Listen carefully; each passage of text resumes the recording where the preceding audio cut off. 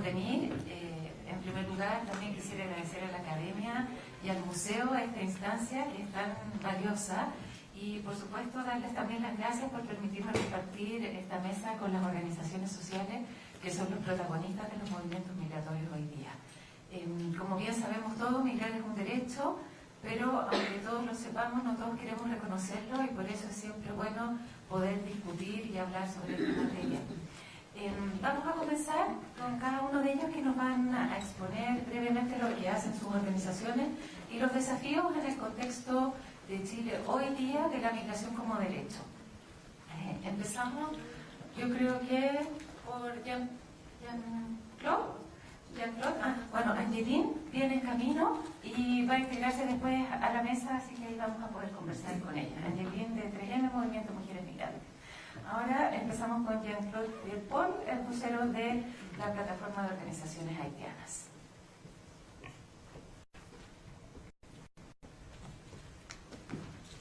Muy buenas noches. Mi nombre es Jean-Claude Paul, de nacionalidad haitiana. Soy trabajador social de profesión.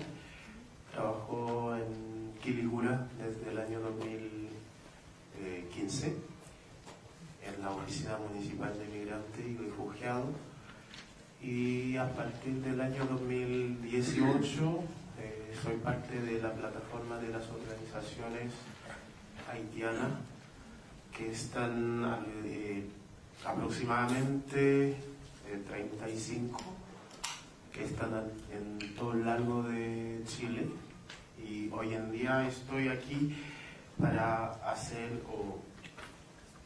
hablar sobre nuestra percepción sobre la migración, y también hacer saber cierta situación que estamos viviendo dentro de esta comunidad que hace menos de un año, a través del gobierno actual, fue una comunidad muy discriminada, bien empujada desde los derechos humanos, tanto en la aplicación de la norma o de la ley migratoria que está impulsando el gobierno, con la tendencia de ordenar o impulsar a desordenar la casa, porque para nosotros desde la plataforma una de las cosas que pusimos el año pasado, el rechazo a la práctica de criminalizar un poco la migración y ponerla en situaciones difíciles. Hoy en día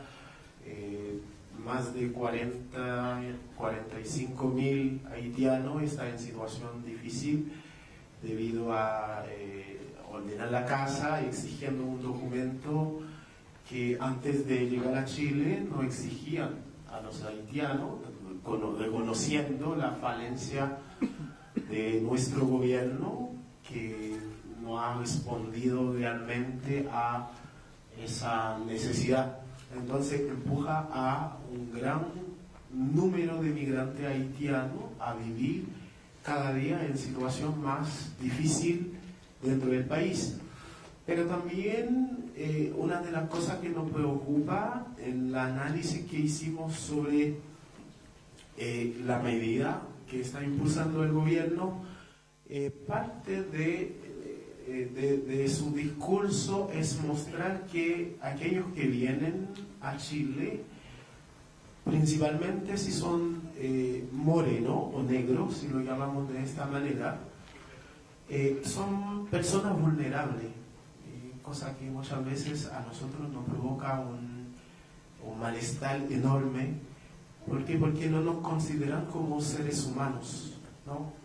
Y desde los principios, desde la Convención Internacional sobre los Derechos Humanos, sabemos que todos somos personas y todo lo que vamos a hacer debe tener en consideración la dignidad humana, ¿no?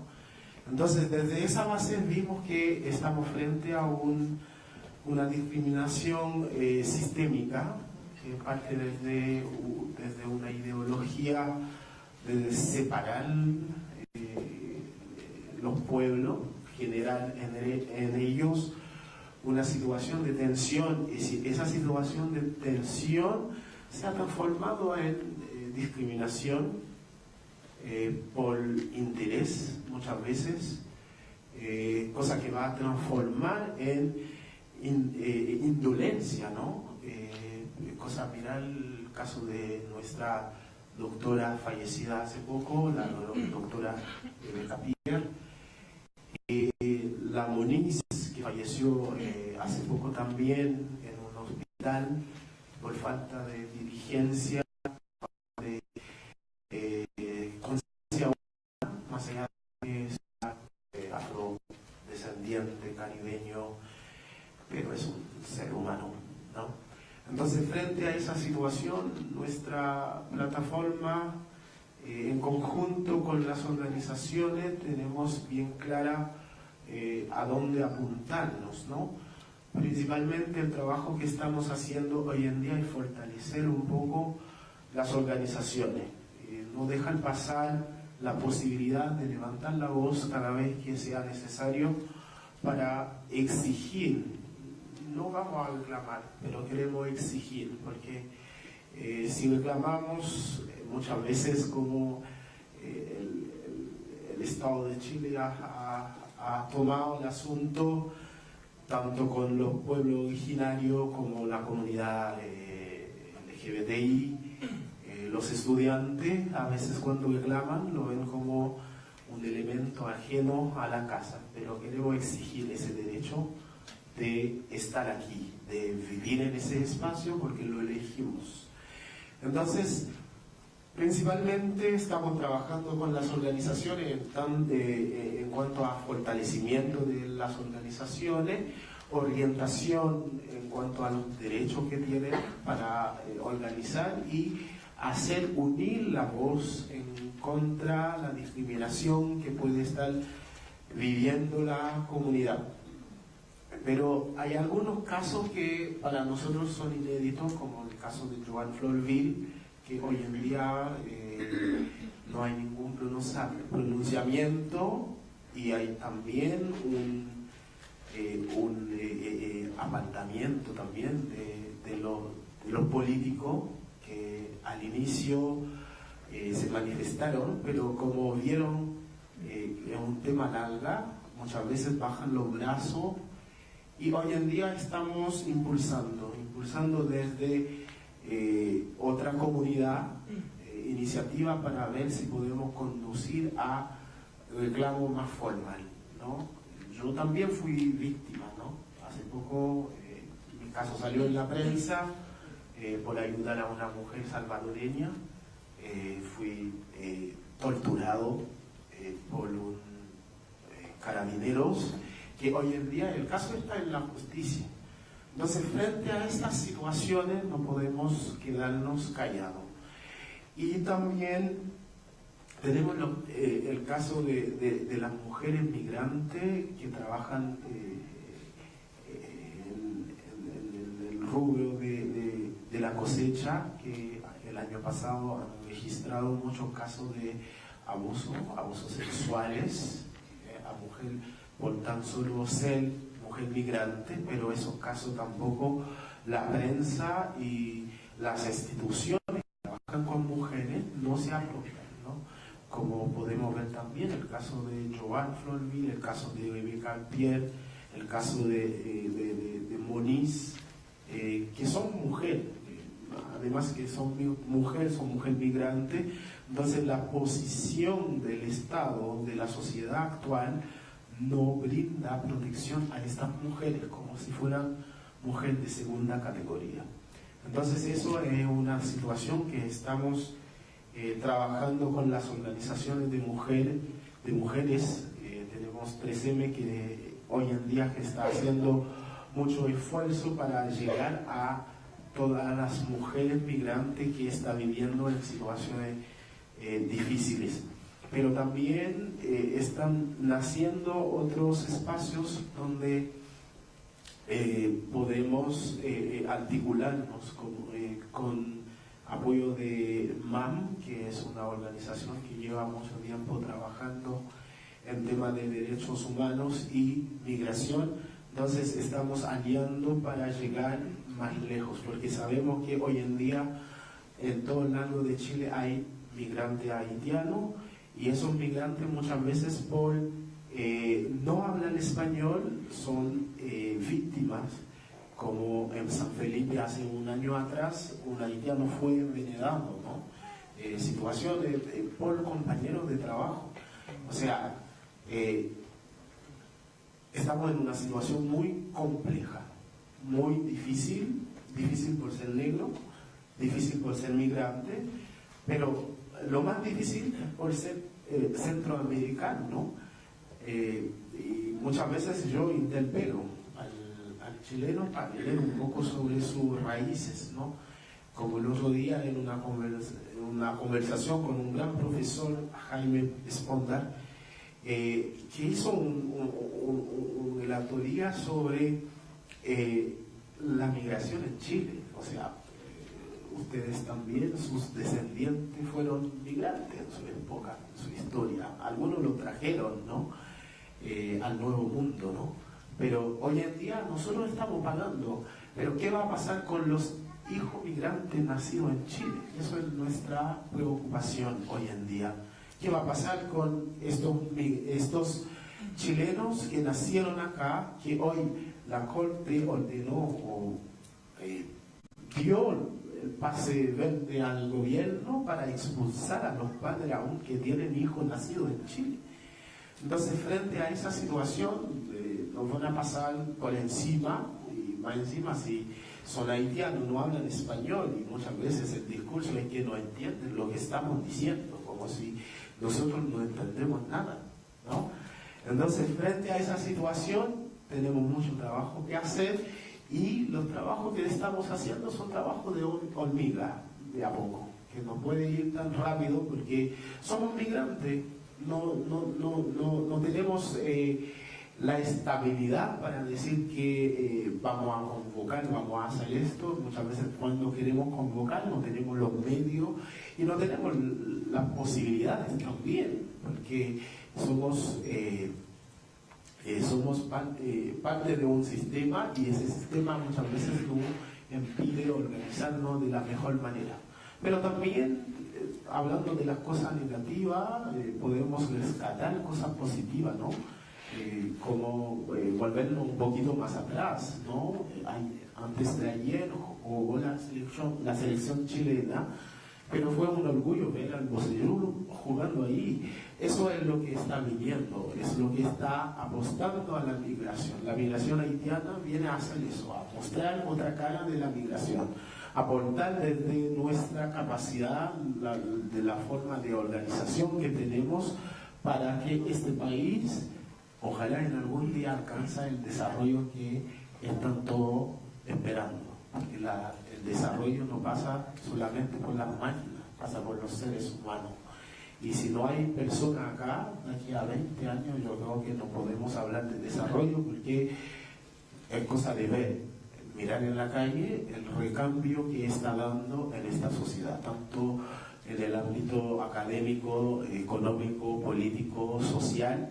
Y yo creo que de aquí a 15, 20 años la participación política va a ser parte de nuestra lucha, y esa lucha no lo vamos a dejar de hacer, porque somos parte de ese territorio, y ese territorio vamos a estar, nuestros hijos van a estar aquí y van a crecer aquí, y tenemos que luchar por la integración, no para que no nos integran, porque ya estamos integrados.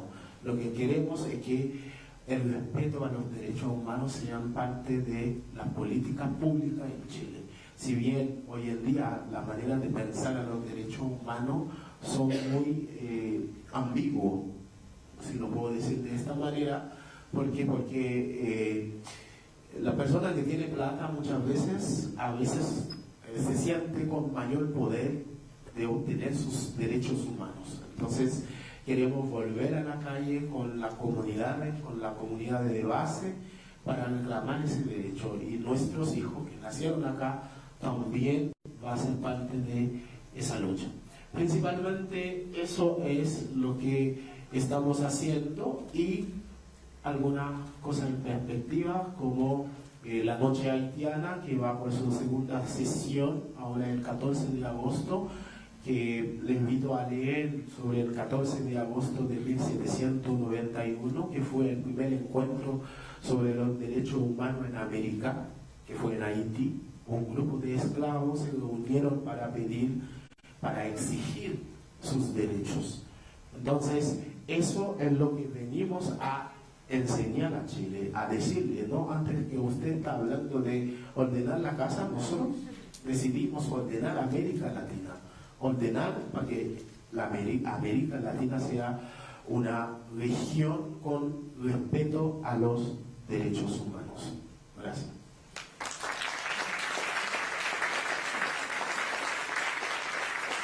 Muchas gracias, Jean-Claude. Me quedo con algunas de tus afirmaciones fundamentales, como que el desarrollo no puede suceder si no se dan efectivamente, si no está al centro el respeto a los derechos humanos, ¿verdad? Los valores humanos en el centro del desarrollo. También me quedo con la idea de que la asociatividad es algo indispensable para que las sociedades crezcamos, y en ese sentido las instancias como esta ayudan a fortalecer los vínculos sociales, a que nos conozcamos y generemos redes que permitan efectivamente que los derechos humanos sean respetados en este país, por lo pronto. Bueno, a continuación nos van a contar del Movimiento Acción Inmigrante Andrea Castellón y Francisco Vaso, quienes son ambos parte de este colectivo.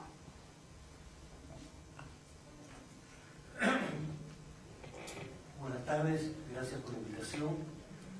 Yo quiero centrarme en un aspecto particular de todo este proceso, pero no puedo comenzar sin afirmar lo que reiteramos una y otra vez cuando comenzamos a hablar. Antes que migrantes somos personas, y como personas tenemos derechos. Y la Declaración de Derechos Humanos habla de personas, no de nacionalidades, no de ningún otro tipo de distinción, sino primero que nada de personas. Y el hecho de cruzar una frontera no deja uno de ser persona. Para nosotros es ya casi demasiado reiterativo, pero parece que hay que seguir insistiendo, ¿no? Hasta que eso cale en nuestras diversas mentalidades. Y en segundo lugar, el tema de la migración no es solo un tema de los migrantes, sino que es un tema de la sociedad chilena en este caso. Y entonces insistimos en que los migrantes deben ser tratados, vistos desde el punto de vista de los derechos humanos, y además de todos los convenios que el Estado chileno firmó sobre los trabajadores migrantes, sobre los niños, etcétera, que tienen que ver con las condiciones de vida de las personas que habitan en este territorio. Yo quería referirme a una experiencia particular, que es el caso de los peruanos. Yo soy peruano, vivo 30 años en este país. Cuando llegué acá, éramos 9.000 peruanos. En el año 90 no pasamos de eso. Y ahí comienza a generarse un proceso migratorio, primero, básicamente, gente que por razones de seguridad personal o política sale del país, son muy pocos, pero obedecen los primeros pasos de la dictadura de Fujimori, y a partir de la crisis del 92, cuando comienza a instalar todo el modelo liberal, muy similar a la crisis que hubo en Chile en los 80, se genera un gran quiebre en los procesos productivos allá y la destrucción de gran parte de lo que podría haber de industria en el país. Eso que hace que ciudades como Trujillo, que tenía un parque industrial más o menos grande, quiebren y la gente migra. Y por eso nos encontramos que en el caso de Chile una cosa muy curiosa: el 65% de la migración corresponde a Chimbote y Trujillo, dos ciudades al norte del país. No es la gente del sur la que viene, es la gente que viene del norte, producto de la crisis generada por la implementación del modelo neoliberalismo. ¿Y por qué es que ellos optan por venir hacia Chile? Si ahí se conjugan varios elementos. Primero, obviamente, la imagen que vende Chile como modelo exitoso del neoliberalismo. En segundo lugar, la cercanía. Viajar a Chile uno lo puede hacer en bus y eso le permite mayor posibilidad de moverse. En tercer lugar, eso facilita la posibilidad de volver. A eso hay que vincularle, la cultura es muy parecida, el idioma es el mismo, la religión es la misma. Entonces hay una serie de elementos comunes que permiten mucho más fácil ubicarse ahí. De hecho, no es la opción más importante en la migración peruana. La más importante va hacia los Estados Unidos o Europa. En los sectores que no tienen esos niveles de poder hacer esa alternativa o que quieren volver, los que vienen hacia acá. En un hicimos en el 2003, encontramos que en la población de migrantes peruanos se vienen 3 grandes segmentos en torno a eso. Los que venían definitivamente con la intención de quedarse a vivir en Chile definitivamente, los que querían utilizar Chile como país de tránsito, el otro tercio, y el tercer tercio los que querían volver, resolviendo algunas condiciones inmediatas que ellos tenían en términos de la situación generada por la crisis en el país. Ahora, esta gente que llega y que se constituye hacia el año 2000 en la migración más grande en Chile, superando la migración argentina, que hasta ese momento era mayor, va a sufrir de fenómenos de racismo, de xenofobia, ¿no?, de manera sistemática y permanente, más sutil de lo que podemos ver ahora, pero igualmente violenta. Los titulares de la época hablan de la ola de migrantes, de Chile un país invadido por los migrantes, la calle Catedral pasa a llamarse la Pequeña Lima, en que los chilenos tenían que llegar con pasaporte, ¿no? Y comienza una serie de imágenes para tratar de encontrar un elemento externo sobre el cual centrar todos los elementos de discriminación, y en ese caso la población peruana se presentaba porque no eran blancos, eran pueblos originarios, no necesariamente incas, probablemente moches, porque venían del norte, pero obviamente no era el arquetipo ario de los europeos ni de las migraciones que el Estado chileno promovió para mejorar la raza en algún momento. Entonces había ya un conflicto que era fácil de identificar, y ustedes, los que son un poquito más viejos, lo deben haber vivido en carne propia, con información de la época, y los otros algunos recordarán por algunas bromas en torno a las micros, las plazas públicas, los chistes de los ambulantes que había en la calle. Hoy día, ustedes preguntan por la migración peruana y dicen que no existe. No que no existe, no se ve. ¿No? Nos comentaba una amiga que llegaba acá y que andaba el taxista alegando contra la migración y hablaba de los haitianos. Y ella le pregunta por los peruanos y dice, no, eso ya están. ¿No? Han pasado 20 años y la primera pregunta es si ya están o no están. Y ahí encontramos que se han dado 3 fenómenos distintos, con distinta magnitud y con diversos tipos de implicancia. De la comunidad peruana en Chile, una parte se integró. Y esa parte a nosotros no nos convenció ese proceso. Porque integración fue someterse, negándose a sí mismo, a la sociedad chilena. O sea, tratar de pasar por chileno. Y perdónenme muchos amigos que me dicen que ya tengo 30 años en Chile y que debo ser chileno. No, sigo siendo peruano. Adoro Chile, ese es otro tema. Pero de donde vengo, de donde te criaste, de donde son tus primeras sensaciones, de lo que te hablaba tu madre, de la comida de tu desayuno, de todas esas cosas, nadie las deja.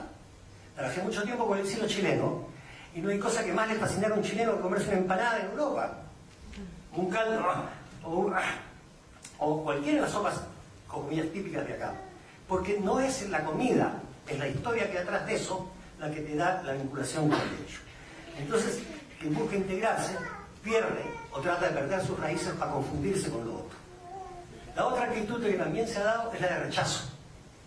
La gente que se cierra y va hacia el gueto. ¿Y por qué eso? Porque hay mucha frustración. ¿Por qué un niño peruano que ha vivido 16, 15 años acá no puede acceder a la universidad? Si sabemos que en Chile sin beca no se puede estudiar.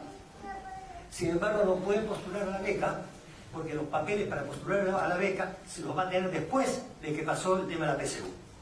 Y como eso hay miles de elementos de discriminación similar. Y finalmente, hay otros que van en una propuesta de interculturalidad. Y si construyamos juntos. Somos experiencias de vida distintas, historias de vida distintas. Cada uno trae sus aportes distintos. Y con eso podemos trabajar con una sociedad mejor sobre la base de lo que hemos venido hablando y que Jean-Claude lo decía con claridad, el tema de la defensa de los derechos humanos y todos los derechos que a partir de eso se han ido desarrollando a nivel de la sociedad. ¿Qué pasa con los peruanos hoy día? Yo creo que, aparte de los problemas que siguen existiendo, se fueron incorporando al proceso de acá y encontramos en diversas instancias que entendieron, no lamentablemente no de manera mayoritaria, que la solución de los problemas que ellos viven pasa por incorporarse a los procesos que hay en Chile. Y nos encontramos en los campamentos en el norte con gran cantidad de dirigentes que son extranjeras, peruanas, bolivianas, ecuatorianas. Acá en Santiago encontramos algunos casos parecidos. Es decir, la gente comprendió de que la única forma de resolver es asumir que son parte de este mismo pueblo y trabajar conjuntamente para buscar alternativas de solución. Como migrantes tenemos barreras iniciales desde el duelo para adelante. Sin embargo, para lograr una vida decente, una vida digna, eso tiene que ser resuelto junto con los chilenos. Porque los chilenos padecen los mismos problemas. ¿Por qué queremos mencionar esto? Y agregarle un último detalle. Nosotros pasamos por un ciclo en términos ocupacional, que los primeros peruanos que llegaban eran vendedores ambulantes. Después pasaron a trabajar en las bombas de benzina. Después en diversos tipos de servicios. ¿No les suena parecido lo que pasó después con los colombianos? ¿Lo que pasa con los haitianos? Son los mismos ciclos que se han venido repitiendo con diversa intensidad o diversa gravedad. Entonces yo creo que mirar lo que pasó con la migración peruana y lo que está pasando ahora no es para tratar de segmentar o enfrentar cuál es mejor o cuál es peor, sino aprender las lecciones para que eso no se siga repitiendo. Y hoy día vemos que pasa lo mismo con la población haitiana o dominicana. En el caso dominicana es clara que a todo lo que tenían contra la población peruana, todos los mitos que se montaron, le agregan el afrodescendiente. Y con la población haitiana, además de ser afrodescendientes, hablan creol. Entonces vamos viendo diversas instancias de discriminación con las cuales se va tratando a la población que está llegando a este país. Yo quisiera, a terminar, tocar 2 o 3 mitos de los que se han hablado y que nos preocupan enormemente. Más allá que no hay ninguna cifra que lo demuestre, la vinculación de la delincuencia con migración no tiene absolutamente nada que ver. Lamentablemente, Jean-Claude, porque lo corto el plazo, no contó lo que nos comentaba, de que más bien la experiencia era inversa. En Quilicura, la delincuencia viajó por la presencia de los haitianos. No porque los haitianos sean unos santos, sino que los haitianos, por cultura, ocupan el espacio público, ocupan las calles, cosa que aquí la gente, por el temor de la dictadura, se encerró. Y recién, después de muchos años, comienza a recuperar el espacio público. Y al ser ocupado el espacio público por los migrantes, en este caso haitianos, la delincuencia bajó. Se le quitó el espacio a la delincuencia.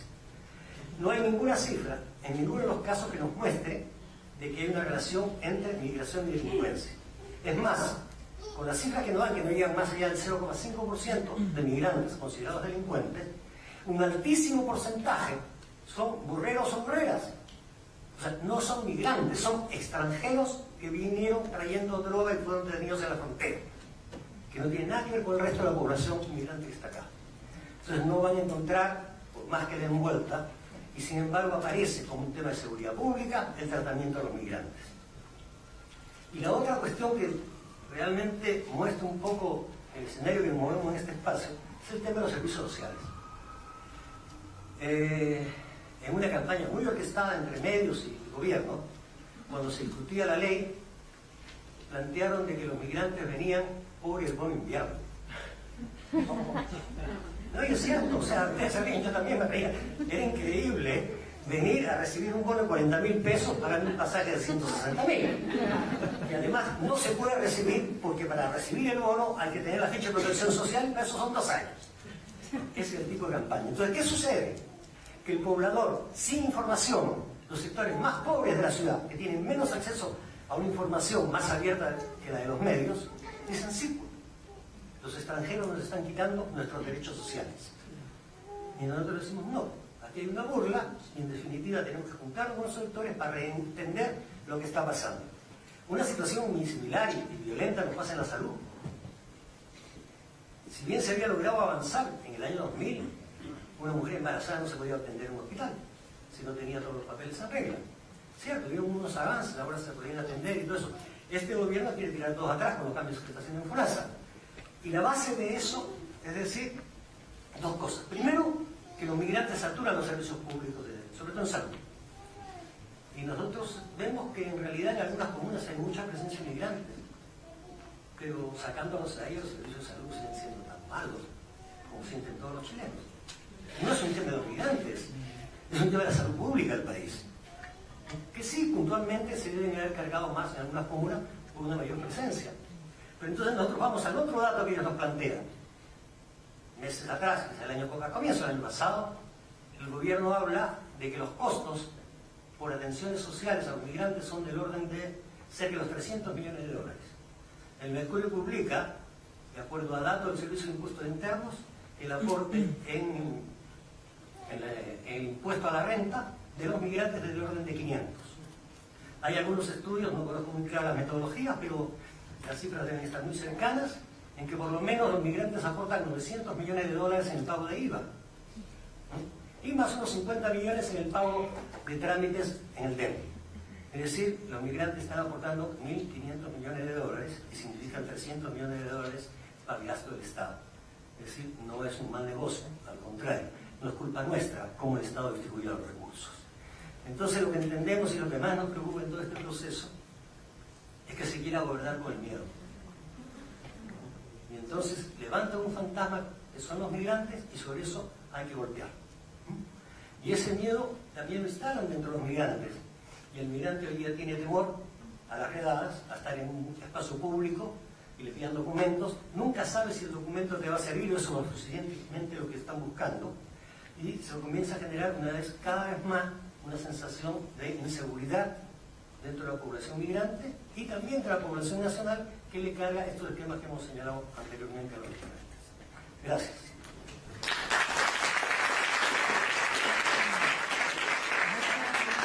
Muchas gracias, Francisco. Muy interesante todo lo que plantea, nos hace ver el aporte de los migrantes, pero además la idea de la interculturalidad, porque efectivamente un país lo componen todos sus ciudadanos, con independencia de la nacionalidad que tengan. Y cuando nosotros hablamos de la migración como derecho, también es porque queremos proteger todos los derechos de todas las personas.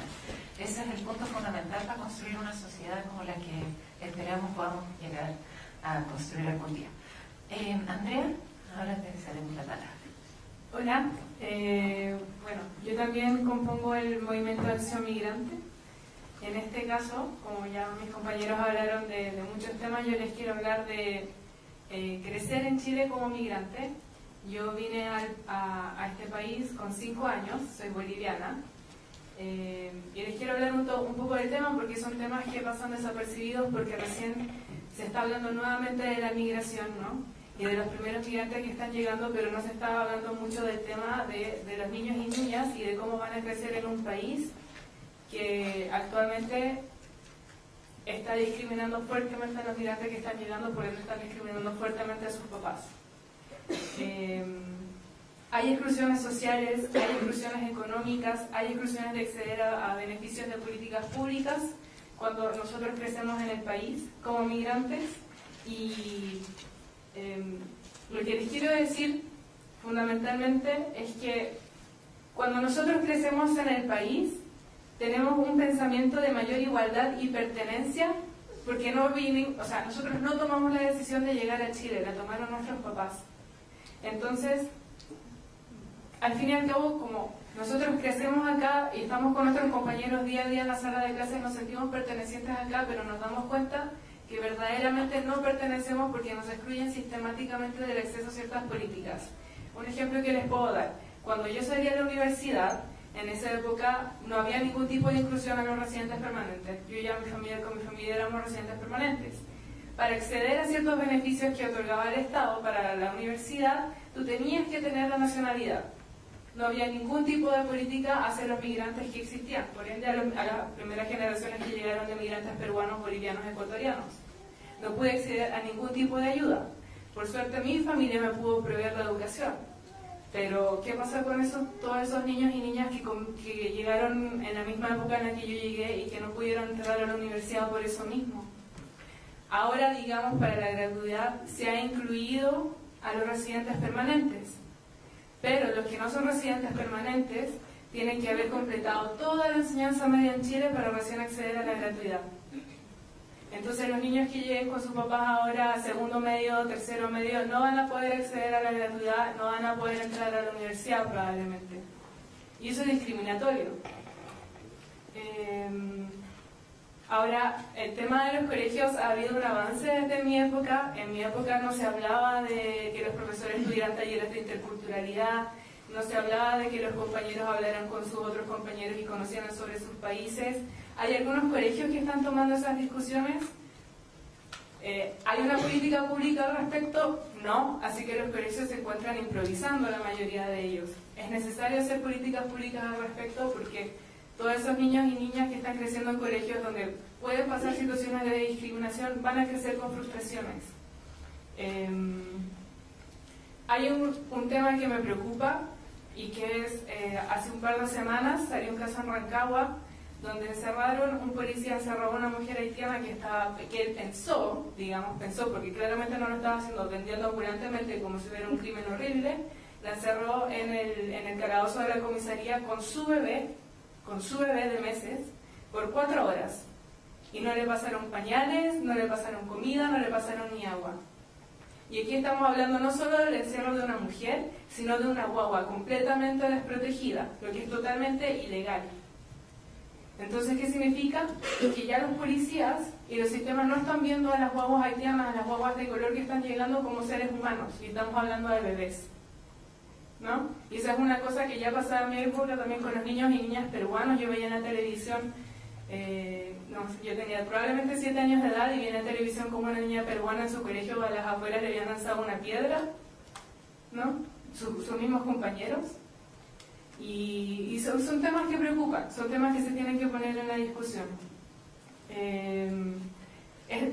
Y justamente lo que mencionó compañera aquí, Jean-Claude, sobre las deportaciones que están habiendo ahora, sobre el tema de separación de familias, es súper preocupante porque, como ustedes ya saben, el Sename no funciona bien, también viola los derechos de los niños y niñas chilenos.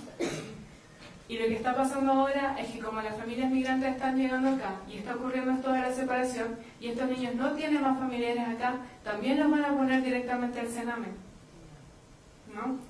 Y el Sename, como ya saben lo que pasa allá, ¿no? Y el tema de la deportación de familias, o sea, es una política sinceramente horrible y ya está empezando y eso hay que pararlo.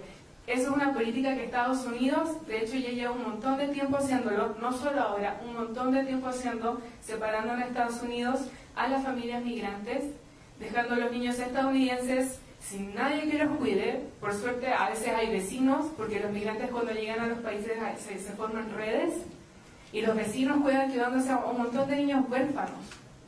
Entonces, eso hay que reclamar ahora. Porque esos niños van a crecer con sus papás en otros países, van a crecer frustrados, van a crecer en un país que siente que no los acoge. Eso. Otro tema que yo quiero decir es el tema racial. Yo, por ejemplo, tengo una hermana que es mucho más morena que yo. Y cuando crecimos en el colegio, y yo en varias situaciones, yo puedo pasar como chilena, mi hermana no pasaba como chilena. ¿Y qué era lo que pasaba? Que los niños a ella le decían, tu hermana es chilena y tú eres boliviana, ¿no es cierto? Y yo pensé que era un caso aislado, tal vez mi colegio era especial, pero yo soy cientista política, soy politóloga, hago ayudantía en unas clases, y cuando estábamos hablando del tema, un niño me dice, mira, en este colegio que yo sé hay unos hermanos venezolanos, uno de los chicos es mucho más claro que el otro, y al chico le dicen, tú eres chileno y tu hermano es venezolano, ¿no? Hay un tema racial ahí, es súper fuerte porque aquí estamos hablando de hermanas, de hermanos, donde están haciendo claras diferenciaciones entre ellos. Es súper preocupante también cómo los colegios también pueden estar tomando el tema racial y el tema de la identidad chilena y cómo se asocia a lo blanco, ¿no? Y se deja de lado la morenidad, se deja de lado los afrochilenos también. Por último, quiero hablar del tema de lo que está pasando ahora en el norte. Hay 200 familias que están varadas en el norte por la política de seguridad migratoria, de no dejar entrar a nadie sin visa, y hay 200 personas que están varadas en el norte que son venezolanas, cubanas, que no pueden volver a Perú, porque en Perú, como ustedes saben, el tema regional de la migración está sumamente grave. En Perú han puesto nuevas restricciones para las visas, entonces no pueden volver a Perú, y están en Chile parados en la frontera, con personas de buena gracia que se le están acercando a dar agua, se le están acercando a dar como cosas de primeras necesidades, y hay 70 niños y niñas ahí. Entonces a mí me preocupa el doble discurso cuando se habla en un gobierno de que la preocupación de los derechos humanos de las niñas y los niños es lo fundamental, lo principal, y qué pasa con los niños y niñas, pero a los niños y niñas migrantes nunca se los toma en cuenta. Los niños y niñas migrantes no somos a parecer objetos de derechos humanos. Como les dije, un bebé estuvo encerrado 4 horas en una prisión, la señora pedía pañales y ni siquiera un pañal le pudieron entregar. Entonces yo quiero hablar de ese doble discurso y que cuando se hagan políticas también se incluyan a estos niños y niñas que están creciendo en el país. Porque por suerte yo tuve canales, gracias a mi familia que me dio protección, de poder como evocar mis frustraciones en la educación y poder venir acá y hablar ahora de este tema. Pero hay niños que no van a tener la misma situación que yo, niños que van a ir a parar al Sename, niños que van a estar probablemente en barrios segregados y en colegios segregados, que no van a tener la misma educación que yo. ¿Y qué va a pasar con esos niños y niñas chilenas? ¿No? ¿Qué va a pasar cuando vean que hay una sociedad que no los acepta, que hay una sociedad que discrimina a sus papás? Eso es lo que yo quiero decir.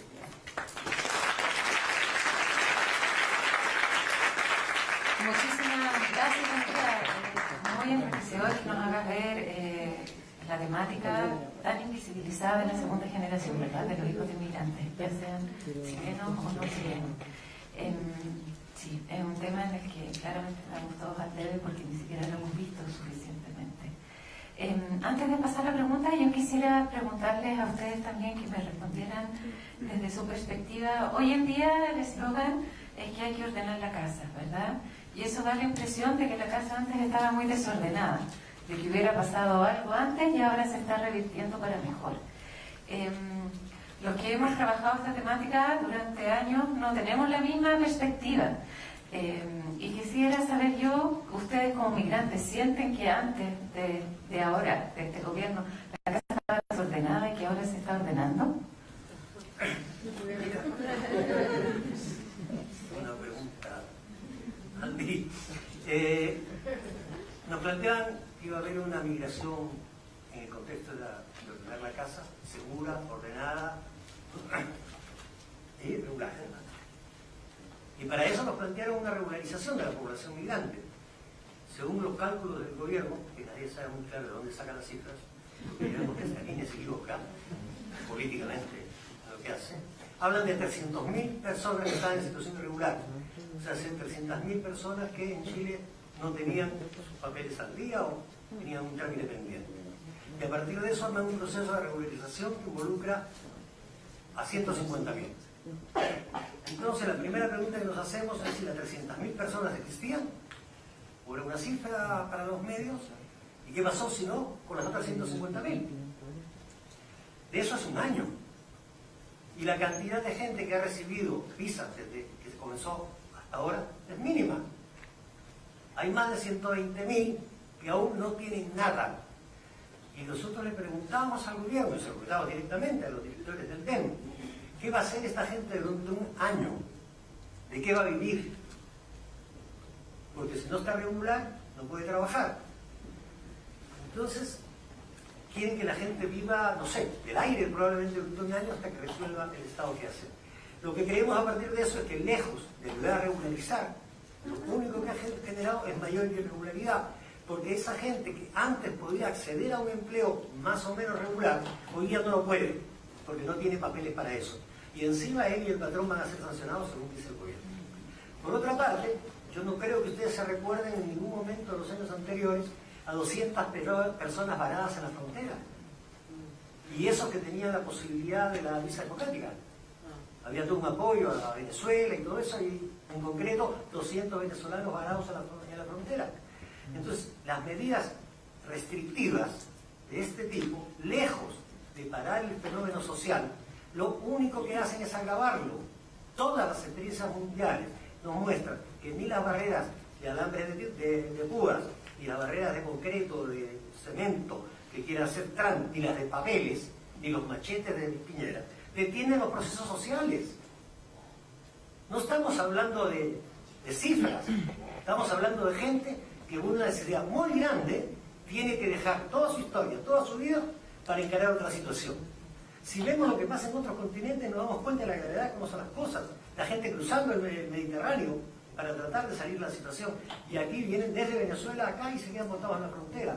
Entonces no nos pueden decir que hoy día han logrado una migración segura, regular y ordenada. Está más desordenada, más insegura, mucho más para los migrantes obviamente, y mucho más irregulares. Para responder un poco a esa pregunta, hay ciertas cosas que hay que visibilizar para entender si realmente están ordenando. Hace un año atrás una persona migrante demoraba 24 horas en estampar una visa. Ahora la cita para extranjería está demorando casi 37 días, ¿no? Te meten en una lista de espera, y esa lista de espera, una vez que te estampan la visa, tienes que tomar otra cita para PDI, para poder registrar la visa. Si te pasan 30 días, te cursan una multa. O sea, estamos ordenando, ¿no? Porque aquí hay un interés de sacarle recursos a los migrantes. A veces, si pasa esos 30 días, PDI no te va a registrar la visa, tienes que volver a extranjería, hay que tomar otra cita. Son 35 días más porque te van a cursar la multa, calculando la multa, tienes que pagar, hay que volver a extranjería a entregar el voucher de pago. En eso son ¿cuánto? 35 días más. Y para PDI de nuevo hay que tomar cita para registrar la visa. O sea, un migrante hoy en día es probable que está pagando 4 o 5 multas por un concepto de sanciones. O sea, buen negocio, ordenando la casa. Otra cosa que tiene que ver con ordenar la casa. El migrante que antiguamente tenía la posibilidad de moverse del país buscando trabajo, ahora tanto sanción para el migrante, para la empresa. La regularización del migrante desde siempre, en la mano del Estado de Chile, lo deja a mano del privado. O sea, la persona que tiene empresa defina la regla de juego para que ese migrante esté en situación regular o no. Estamos ordenando la casa todavía. Dijeron con la nueva orden para regularizar, ordenar la casa, se va a detener la migración irregular. Vimos, no es una crítica a la población venezolana, sigue entrando, pero están ordenando la casa. Pero, ¿qué hay detrás de eso? Construir una forma de lucha entre los grupos para que el migrante que se siente en esa situación difícil ve al otro migrante como enemigo, cosa que no va a pasar en la comunidad migrante porque somos un poquito más inteligentes de la persona que está ordenando la casa, porque nos vimos entre migrantes como hermanos, ¿no? Porque pusieron la visa a la población haitiana, se supone que pusieron una visa democrática a Venezuela, ¿no? Pero durante el año 2018 a 19 han entrado más de 300.000 migrantes venezolanos a Chile, pero dijeron que tenían que tener visa, ¿no? Entonces, esas son situaciones que están mostrando que hay una cara, y esa cara tiene un Estado detrás, tiene una forma de planificar la política pública. ¿Por qué? Porque aquí queremos personas que no sea ni tan negro, pero que sean europeos, ¿no? Porque los sudamericanos, no, para la Copa América sí somos sudamericanos, ¿no? Porque aquí hay fiesta, hay fútbol. Cuando queremos ir de paseo, vamos al Caribe porque es exótica, hay personas de otro color, otra comida, otra forma de disfrutar la vida, pero se olvidaron que a República Dominicana le impusieron este mismo gobierno en 2012 la visa consular, ¿no? Pero cada vez que quieren viajar, viajan a la isla de vacaciones a mirar nuestra cara, ¿no? Pero nosotros no tenemos derecho de venir a ver realmente qué tan ordenado. Y yo siempre parto con esa premisa. La migración haitiana fue producto de la participación de Chile en la estabilización de Haití, 2004. Porque Chile mandó soldados a ordenar Haití. Entonces, ¿cómo quiere que los haitianos que viven en una situación de pelea, de lucha, no van a querer venir a ver a estas personas que nos están ordenando cómo sea su casa? ¿Qué tan humanos son? Porque a nosotros dijeron que estamos destruyendo Centroamérica a través de la... Y otra cuestión que tiene Chile en la estabilización de Haití es la entrada del cólera en Haití, que hoy en día la OEA tiene que responder antes la Corte Interamericana de los Derechos Humanos por la necesidad de renovar su estatus en Haití. Introdujeron la enfermedad, más de 10.000 muertos. O sea, el Estado de Chile es partícipe porque participó en la fuerza de la MINUSTAH. Entonces, aquí también hay responsabilidad. La gente que está huyendo de su país muchas veces son provocadas. Hay intencionalidad detrás, que hoy en día, que podemos consultarlo en todos los medios, que hay responsabilidad. Yo no me voy a hacerme víctima de la situación, pero están desordenando la casa. Porque hay muchas personas que hoy en día que están muriendo por situaciones de salud en la población migrante.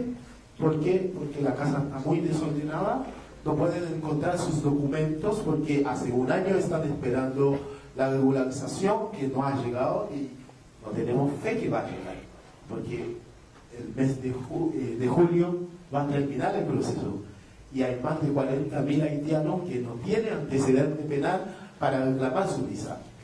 Entonces aquí estamos frente a una situación de irresponsabilidad que alguien tiene que responder y la comunidad va a seguir viviendo acá. Va a seguir viviendo acá. Intentaron con el retorno humanitario. Pusieron aviones. ¿Cuántos fueron? No más de 2 a 3.000. ¿No? Entonces, ¿qué está pasando? ¿Será la necesidad mandarlo de vuelta o organizar para que en este espacio que eligieron encontrar la vida que andan buscando? Muchas gracias. Y no sé si tú quieres agregar algo. Es que a veces lo que yo me pregunto es como, ¿qué buscan los gobiernos, o en este caso específico el gobierno de Chile, cuando dice que quiere una migración segura y ordenada, cuando todos los estudios que hay, indicaciones que hay y la misma experiencia te dice que los migrantes van a migrar igual, porque es una necesidad? Entonces, como al poner más obstáculos, obviamente lo que están incrementando es la migración irregular, todas las irregularidades, que los migrantes lleguen en precarias condiciones, que se quedan en precarias condiciones acá. Entonces mi pregunta es como, ¿qué es lo que quieren cuando dicen esto? ¿Como quieren ganar más votos? ¿O quieren disminuir la migración porque no quieren haber gente indígena acá, gente de color acá, gente de otra nacionalidad acá? ¿O no? Por ejemplo, tomen el caso de Estados Unidos, ¿no? Lo que ha hecho ahora. O sea, ellos también están diciendo, no, nosotros queremos ahora una migración también ordenada y seguridad para la gente nacional. Y están haciendo acciones verdaderamente inhumanas en la frontera, y ahora vemos que con el caso de las 200 personas varadas en el norte del país también son inhumanas. No hay nada de seguro, no hay nada de ordenado. O sea, hay algo de seguridad y algo de orden, entre comillas, ¿para quién? ¿Para la gente de Chile? ¿Para los gobernantes? ¿Para que vuelvan a ser electos por este discurso xenofóbico y por este discurso nacionalista que está habiendo en el país? Esas son como las preguntas que a veces como que quisiera tener respuesta y busco y a veces no sé cuál es la respuesta, pero sinceramente es como muy frustrante cuando hablan de estas palabras y cuando se ve que en la realidad no es así, y así la gente compra el discurso. ¿Y cómo se ve esto? Porque se ve como lo que opina la gente en las redes sociales, y ya no sé si son bots o son personas de verdad, pero se nota, ¿no? Y se ve. Y lamentablemente es lo que está pasando ahora, no solo en Chile, sino en muchos países del mundo. Y es lo que yo creo que tenemos que como contraargumentar, y contraargumentar con hechos reales, qué es lo que está pasando.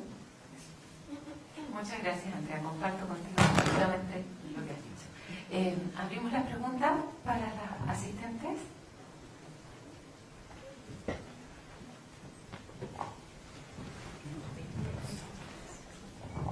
Hola, buenas tardes. Mi nombre es Priscila Molina, soy profesora de lenguaje en un colegio de la comuna de Pedro Aguirre Cerda, con un alto nivel de vulnerabilidad, con estudiantes venezolanos, haitianos, dominicanos, chilenos. Más que una pregunta, quería partir con un comentario desde el axioma de que el lenguaje crea realidades. La semana pasada he venido a todos los conversatorios.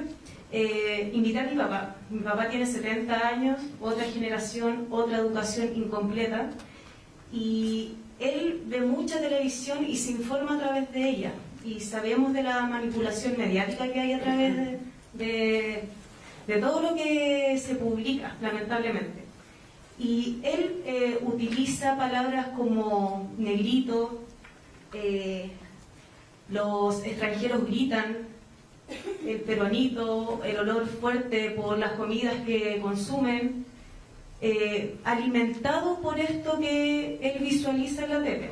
Entonces, lo que me produjo venir con él, invitarlo con una intención claramente más profunda que solo escuche, conversando y preguntándole qué le había parecido este conversatorio, él culmina la conversación con una frase con la que me quedo y con la que me sentí muy orgullosa que él hiciera esta reflexión a su manera, que dice: es encachado escuchar a una persona cuando sabe hablar sobre esto.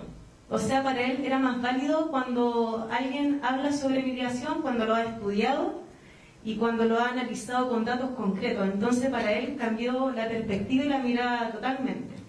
Entonces, mi pregunta apunta a cómo nosotros, en mi caso que soy profesora y que tengo 0 herramientas, y como ustedes bien decían, hay que ir de alguna manera improvisando con estos niños que muchos no hablan español o tienen que escuchar clases en las que no entienden, la comprensión de lectura no se da por temas naturales. ¿Cómo esta improvisación nos puede llevar a crear o a lograr los objetivos efectivos que nosotros buscamos a través de la misma educación que entregamos día a día? Porque si bien podemos tener el título en la mano, podemos ir actualizándonos, asistiendo a este tipo de convocatorias, tratando de leer algo, el sistema no nos está dando la educación que necesitamos para ir tomando esta herramienta y aplicarla día a día en la sala de clase. Entonces, primero dejar el comentario que ojalá viniese gente que no solamente está inserta en este mundo profesional, sino que también viniese otro tipo de público que quizás está un poco cerrado a escuchar estas cosas, desde la experiencia que tuve con mi papá y con la que salí muy orgullosa de haberlo escuchado. Muchísimas gracias. Gracias por el testimonio, da esperanza a los que siempre estamos organizando este tipo de actividades. No sé, ¿quieren tomar 3 preguntas y después responder? Ok.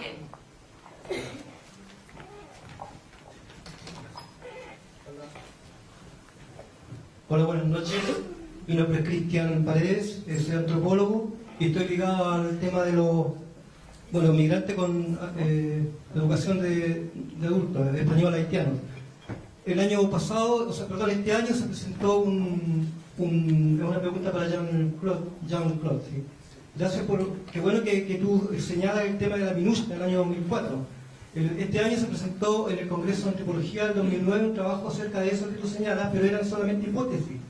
Y había 2 ideas que me gustaría preguntarte, porque nos des unos tips a nosotros. Una era que el año 2004, cuando fue la ocupación chilena con las tropas de la MINUSTA, donde habían otras tropas de los países que coincidían además con los países que participaron en el Plan Cóndor, estas tropas que además eran empujadas por Estados Unidos, tenían el segundo a bordo, que había sido de la Central de Informaciones de la dictadura en Chile.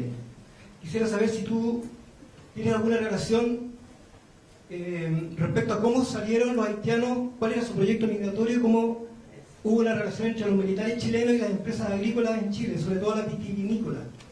Segundo, el tema de la salida ahora de los aviones, que también tiene que ver con otro tipo de aviones, porque hubo una empresa de aviones o 2 empresas de aviones que participaron de los ingresos. En los egresos, en la salida, ahora con estos aviones que pone el gobierno, si también tiene relación que apenas sube el gobierno de Piñera, de tratar de sacar rápidamente a los haitianos para poder cubrir, ¿cierto?, tapar cómo ingresaron irregularmente en el movimiento y tráfico de personas. Eso. ¿La última pregunta? Buenas noches, muchas gracias.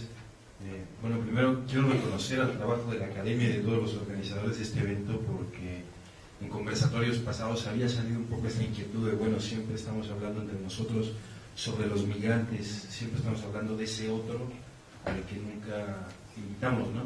Entonces, creo que es notable que hayan dispuesto este tercer capítulo de esa manera. Yo tengo una pregunta para Jean-Claude, que tiene que ver con el idioma. Si tú, la experiencia que has tenido trabajando acá en Chile, ¿podrías decirnos si hay interés de parte de los locales por aprender o incorporarse al creol? Y si de esa manera crees que tú, si opinas, ¿qué opinas si de esta manera se podrían apaciguar las tensiones? Es decir, si podría ser de algún beneficio una incorporación, no de ustedes como comunidad creolablante, sino más bien de los locales incluirse al idioma de ustedes. Y por último, un comentario con lo que decías, Andrea, lo que preguntabas. Yo vengo de México y te puedo comentar que en México la gestión de la migración, a mí me parece, si me concedes un poco la sospecha de la conspiración, tiene que ver con recursos y plata, porque de alguna manera, y eso se dijo en el conversatorio pasado, la irregularidad, y Jean-Claude lo volvió a decir aquí, la irregularidad de personas es propicia para que los sistemas saquen multas, inventen sanciones, es decir, la irregularidad permite generar un negocio. Eso es a lo que voy. En México ahora está pasando por una crisis tremenda y que tiene que ver con Trump, y es un poco lo que platicaban ustedes, esto es más bien un comentario. Trump y México, es decir, Trump y Andrés Manuel López Obrador acaban de firmar un convenio que realmente no se sabe, a la sociedad no nos han dicho más allá de los medios de qué se trata, pero todo indica que vamos a ser el tercer país seguro. Entonces, de repente escucharlos a ustedes en esta serie de conversatorios me provoca resonancias con lo que está pasando en mi país, y creo que apunta a ello, ¿no? Aquí afortunadamente este país, Chile me refiero, todavía no conoce, y espero que nunca lo haga, la delincuencia organizada. Espero que en ninguna dimensión, y mucho menos en la dimensión que la conocemos en México. Y en México uno de los grandes problemas tiene que ver con que el crimen organizado, que no es ese bigotudo con botas y sombrero a caballo, en grandes, como las muestran en las películas, la gestión de esas personas la toman por derecho las organizaciones criminales, es decir, donde hay un Estado ausente, estas organizaciones se apoderan, se apersonan ahí, ¿no? Entonces, desgraciadamente, yo creo que, como decía Jean-Claude y en el otro conversatorio, la gestión de los migrantes tiene que ver, creo yo, en gran medida con hacerlo un negocio. Muchas gracias. Bueno, la primera pregunta es para los tres, yo creo, en el fondo, tiene relación con los desafíos del entorno escolar en materia de migración. No sé quiénes de ustedes quieren repetirse y después le damos la palabra a Jean-Claude para que conteste la respuesta. Nosotros, desde la experiencia que tenemos desde Quilicura, para responder a las iniciativas que se debería tomar en tema de integración de los niños en los colegios, desde el año 2016 se empezó a hablar en los colegios de la migración, principalmente en Quilicura, porque vimos que a los niños todavía tienen más conciencia de la situación, ¿no?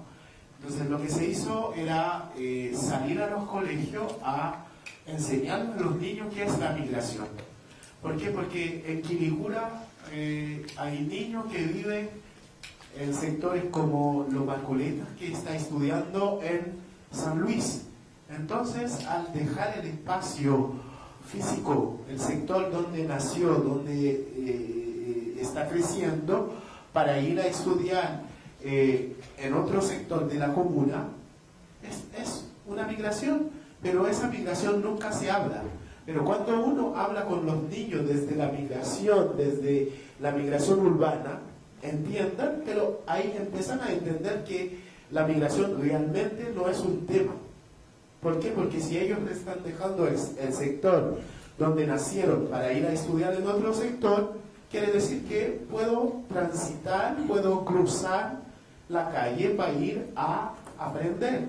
Entonces, desde esa base, hay niños que han manifestado voluntad de ir a estudiar al exterior. Pero también tenemos que reconocer que Chile está perdiendo muchas becas al extranjero, ¿no? ¿Por qué? Porque es una manera de los pudientes de hacerlo entender que la migración es algo negativo. Entonces en los sectores pobres no hablan de eso, pero sus hijos están becados en Alemania, becados en Suecia, en Bélgica. Ellos son los que van a venir a ser ministros después, ¿no? ¿Por qué? Porque lo mandaron a formar para que tengan la posibilidad de mantener la hegemonía y controlar más el país. Entonces lo que estamos haciendo para que eso no siga ocurriendo en esa comuna principalmente es hacer charlas con las embajadas, explicando a los jóvenes las posibilidades que hay para ir de estudio en el Working Day, ir a Nueva Zelanda a aprender inglés, porque de aquí a 20 años Chile va a tener una crisis profesional que pueda resolver, porque hoy en día si quiere hacer un doctorado tiene que manejar inglés, porque sí o sí tiene que manejar un idioma, porque los documentos, todos los documentos no están en español. Entonces lo que estamos haciendo ahí es impulsar a los jóvenes a ver en la migración tanto una oportunidad para mejorar la vida de su familia, pero una oportunidad para proyectar el futuro que quieren tener. Y en población como la de Quilicura, que tiene una alta tasa de personas con vulneración o con situaciones vulnerables, es una gran oportunidad. Hicimos la primera feria de movilidad humana, y ahora en agosto viene la segunda, con las embajadas, las instituciones que trabajan con esos movimientos. Yo siento que ahí se tiene que apuntar, porque realmente el Estado no va a invertir en formar sus profesionales para trabajar en la temática, porque para ellos es una pérdida. La segunda pregunta que se hizo el participante sobre la migración haitiana y la MINUSTAH. El proyecto de la migración haitiana hacia América Latina partió a partir de 2004. 2004, cuando llegó las tropas de la MINUSTAH, empezó a pasar situaciones críticas en Haití, como el tema de secuestro, que llegó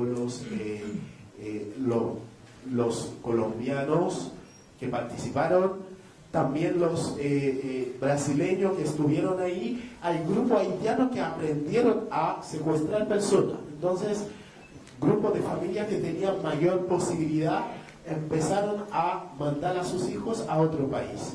Mi caso fue particularmente dentro de estos casos, porque en 2007, cuando estudiaba en la Facultad de Ciencias Sociales, manifestación contra el primer ministro, un compañero recibió un disparo. Anteriormente mi hermano fue secuestrado en 2004, hasta este momento no hemos encontrado el cuerpo. Entonces ahí tuve que elegir dejar el país o luchar. Pero tenía las dos oportunidades, ir a la República Dominicana, pero situación que nunca he querido hacer porque por la situación de tensión que hay entre República Dominicana y Haití, y nos dio la posibilidad de venir a Chile con posibilidad de estudiar, pero cuando llegamos acá la situación era más difícil de lo que pensábamos, ¿no? Pero no, pusimos meta y se logró salir adelante.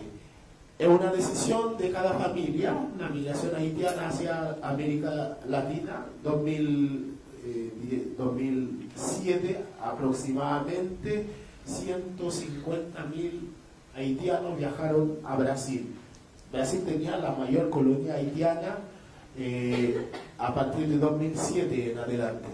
Pero Después la migración empezó a fijarse en Chile, instalarse un poco en Chile, porque todos estos países que estuvieron en la MINUSTAH tienen hoy en día un joteo de haitiano como parte de la decisión de la población, ¿no? Y a ver cómo es estas personas que nos vienen a organizar.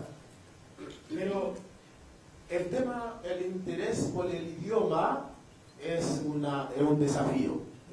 La población chilena tiene ese desafío grande que es la habilidad idiomática, que hoy en día hay interés, sí, pero falta impulsores que toman la iniciativa para estar ahí. Hoy en día en Quilicura están hablando de abrir el Instituto de Idioma gratis a la comuna. O sea, es una gran iniciativa, ¿no? Para facilitar, porque el idioma es un derecho humano, ¿no? Porque hoy en día podemos ver lo que está pasando en el mundo de la economía. Todo se maneja a través de negocio, y estos negocios, para hacerlo, tienen que manejar el código lingüístico y entender al otro para poder vender o comprar su servicio. Yo creo que hay interés, hay iniciativa. Quilicura tiene este año va a tener la tercera curso de creol a funcionario y vecino de la comuna. Yo creo que más adelante esa iniciativa se va a materializar en un instituto que va a ofrecer esos servicios a la comunidad. Eso. Muchas gracias. Francisco, Andrea. Un pequeño comentario en lo que se refiere a la irregularidad. Cuando nos plantean la irregularidad como negocio, sí, ese es un aspecto, pero es un pequeño aspecto. El aspecto de fondo es que la irregularidad genera miedo. Y el miedo sirve para constituir un grupo de trabajadores precarios.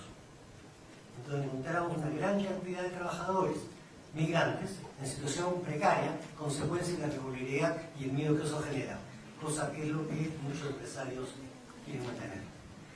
Y en ese sentido, ya el Movimiento de Acción Migrante ha intentado entrar en el tema, de manera de tratar de acercar los sindicatos a los migrantes, y los migrantes a los sindicatos, que los sindicatos no asuman como una competencia legal al migrante, sino por el contrario, los incorporen como parte del movimiento y trabajen juntos para levantar juntos sus propias reivindicaciones.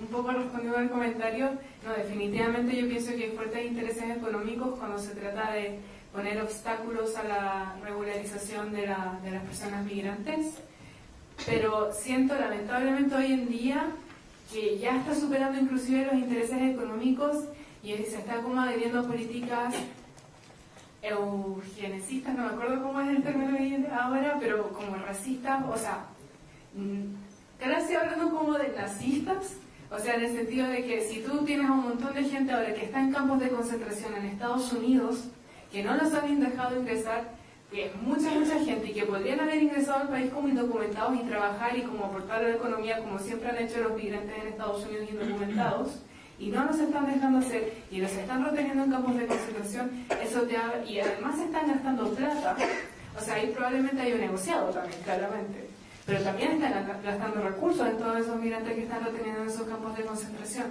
Entonces, como que, y no son migrantes como de buena posición económica, son migrantes como de baja posición económica, son migrantes morenos, son migrantes indígenas.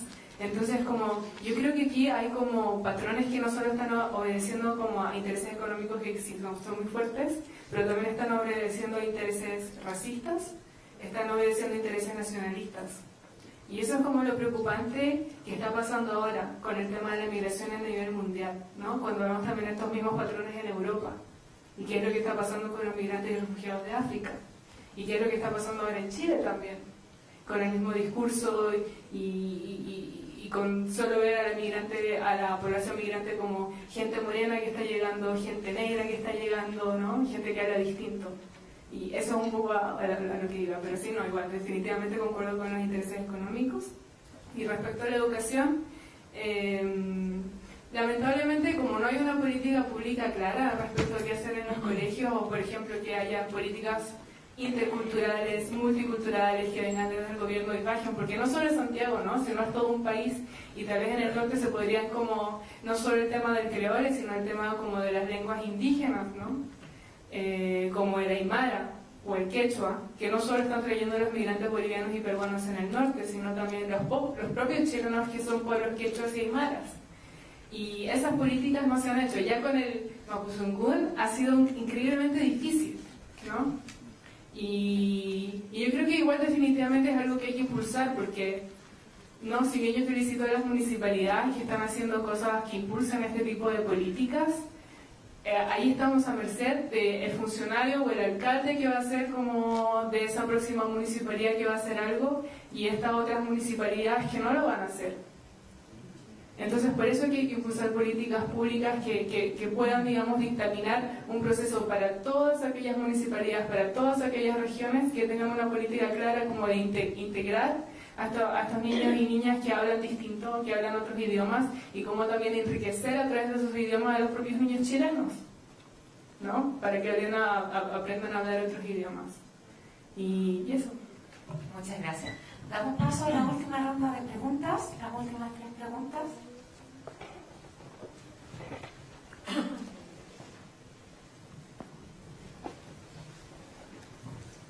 Buenas noches. Mi nombre es Ingrid Valenzuela. Primero que nada, pues quiero agradecer al panel que nos preside el día de hoy por tan gratos conocimientos.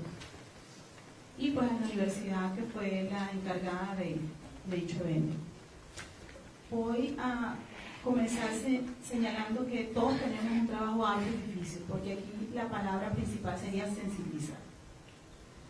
En el caso que me ocupa específicamente, yo soy ciudadana chilena, yo nací en Chile, pero mis padres a muy corta edad, específicamente en 1980, se fueron a Venezuela, donde realicé todos mis estudios, y apenas tengo 2 meses aquí en Chile. Yo soy abogada, soy fiscal del Ministerio Público en Venezuela, salí del país huyendo de ese país. Todos sabemos la situación grave que presenta Venezuela, la situación política, social, de salud, de seguridad. Es una situación sumamente grave, donde yo, por el cargo que presidía, continuamente, y podría decir a diario, observé, pude escuchar la narración de parte de las víctimas de delitos de violación de derechos humanos, donde yo llegué a decir en un momento determinado algo que nunca pensé decir: ya perdí la capacidad de asombro. Cuando tú estás en un lugar donde ya tú no quieres estar, porque ya sentía que me estaba afectando psicológicamente a mí, porque a pesar que esas personas no eran familia, pero son personas que tú tienes que atender, y son tantas las atrocidades que escuchas por parte, atrocidades cometidas por el Estado a través de sus funcionarios, que llega un momento que tú sientes que te está afectando psicológicamente. Donde yo tuve que esperar más de 2 años para que me llegara un pasaporte que nunca llegó, porque sencillamente a los funcionarios públicos no les llegan los pasaportes para que no salgan del país. Tuve que salir por una frontera que estaba cerrada, por una trocha, como una delincuente. Es bien difícil esa situación, porque yo no soy perseguida política, pero por el cargo que tenía, si se quiere, yo tenía que salir así, porque no me iban a dejar salir por el aeropuerto de Maiquetía, que es la ciudad de Caracas. Entonces, en este caso, yo soy una persona que tengo muchos conocimientos, que he llegado a mi país de origen, y en el cual tengo 2 meses buscando trabajo y no consigo.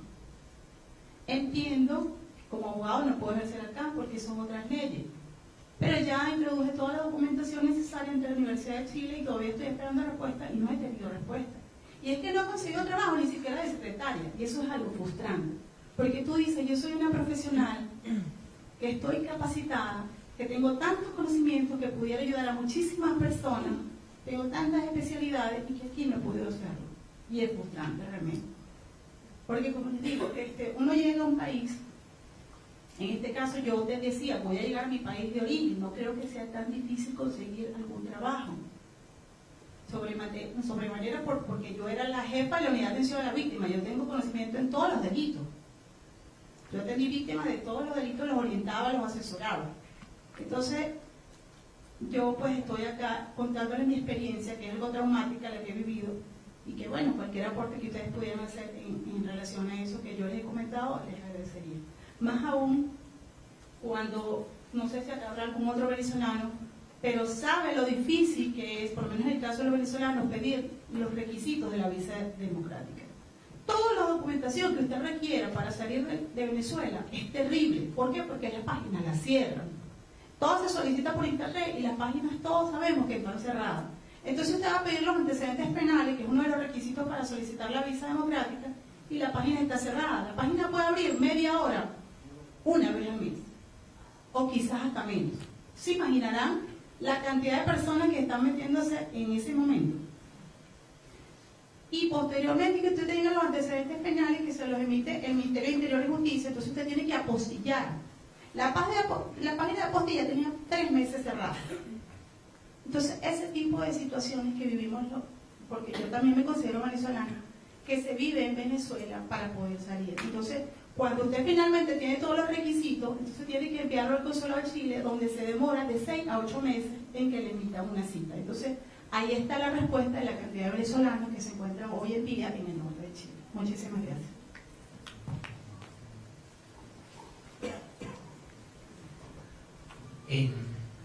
A partir de las intervenciones que hicieron y que hicieron otras personas, quería preguntarles, ¿se puede considerar que la política migratoria que está haciendo el gobierno chileno es la construcción de irregularidad como política, porque eso le sirve a los intereses del capital acá?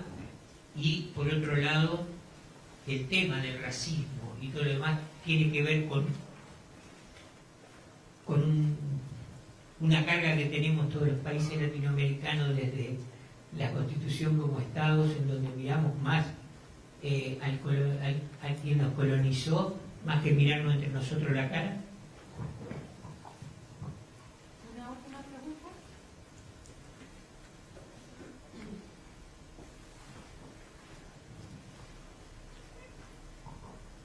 Hola, buenas noches. Mi nombre es José Serrano, también soy inmigrante, soy mexicano, tengo 6 años viviendo en Chile. Yo vine aquí a hacer un doctorado en la Universidad de Chile y eso, bueno, lo acabo de terminar hace un par de semanas precisamente. Y bueno, coincido un poco con la afirmación del compañero en la mesa que decía, ¿no? A mí, desde que tengo 3 años, cada que un chileno me pregunta cuánto tiempo llevo acá y que no me conoce, me dice, bueno, que ya soy chileno, ¿no? Y uno quisiera que fuera un poco así, ¿no? Por la afiliación que uno tiene hacia ese país en donde uno vino a estudiar y ha sido acogido. Pero también llega el momento en los últimos años en los que ha sido como cada vez más complicado, ¿no? Yo recientemente apliqué a una propuesta en la Universidad Católica del Maule, ¿no? Para poder acceder a un postdoctorado y tuve que recurrir a solicitar ayudas de otro tipo, ¿no? Para poder agilizar mis papeles que tenían más de 1 año en trámite, ¿no? Y recientemente, la semana pasada, se pudo liberar ese papel de la documentación para poder yo acceder a esta aportación que yo podría hacer en la Universidad Católica del Maule. Al final, esta supuesta orden de la casa, ¿no? Al final lo que nos ha traído es más desorden, porque la tramitación, digamos, normal de los papeles yo tengo ya 1 año con mi carnet vencido, ¿no? Y no importa que yo haya venido a hacer aquí un doctorado, que haya hecho mi trabajo de campo, incluso en el parque privado del presidente, ¿no? Sino que no importa qué es lo que yo haya venido a hacer o cuál es el aporte que uno vino a hacer, sino que uno tiene que formarse en esta fila de irregularidades para poder acceder a vivir dignamente y a servir con lo que uno sabe hacer, como también la compañera acaba de expresar, ¿no? Y más que mostrar yo mi caso, que por fortuna más o menos se va solucionando en los últimos días. Lo que yo quería exponer es otros dos casos que a mí me parecen muy curiosos, ¿no? También en torno a este asunto del desorden de esta casa. Hace un año yo conocí a un personaje en abril del año pasado, cuando ya había empezado este gobierno, un personaje que vino a trabajar por 2 meses, contratado por la Orquesta Sinfónica del Municipal de Santiago, ¿no? De origen de Estados Unidos, y que había entrado con visa de turista para trabajar como músico profesional en la orquesta, ¿no? Yo le pregunté si había tenido que hacer algún otro trámite extra, adicional, para poder trabajar remuneradamente en la orquesta, y él me contó que no. Entonces, lo indignante de esta situación es que, claro, que bueno que no haya tenido que pasar por ninguna penuria, pero por otro lado es lo aberrante que incluso un organismo, ¿no?, como la Orquesta Sinfónica del municipio, ¿no?, contrata irregularmente a un profesional que viene a hacer un trabajo para ellos, ¿no?, y que no tenga posibilidad de hacerlo regularmente, ¿no?, porque obviamente es más fácil saltarse todas las trancas, ¿no?, de esos procesos regulares, y contratarlo de esa manera, con todos los vicios, digamos, laborales y violaciones laborales que ello conlleva. Aparte de eso, también conozco a un amigo mexicano, ¿no?, que también él lleva viviendo 2 años acá en Chile, ¿no?, y cada 2 o 3 meses él sale de Chile para regresar a México. Él viene contratado por una empresa en México, ¿no? Su sueldo lo recibe en su cuenta de Banco de México, ¿no?, y sin embargo lleva 2 años laborando en una oficina aquí en Chile, ¿no?, de una empresa transnacional que lo tiene ligado acá a un proyecto, ¿no?, pero sin embargo aunque su estatus laboral realmente es que está trabajando en este país para un proyecto que se está realizando en este país, donde él toma decisiones, etcétera, etcétera. Entonces, al final lo que yo veo alrededor también es como, no solamente dentro del nivel de la gente que tiene una formación digamos profesional relevante, que supuestamente dentro de este ordenamiento de la casa iba a tener una relevancia y que iba a ser importante incorporarlos y todo eso, a generar vías de acceso para que se nos abrieran las puertas más fácilmente. Al final, tanto en los organismos privados como públicos, ¿no?, al final lo que está sucediendo es que de todas maneras todos se brincan en la misma tranca, ¿no?, para poder incorporar a la gente extranjera que viene a hacer alguna otra actividad, digamos, remunerada en este país. Y bueno, era un comentario básico. Gracias. Gracias. ¿Damos paso a la respuesta? Sí. Bueno, a la abogada felicito su coraje.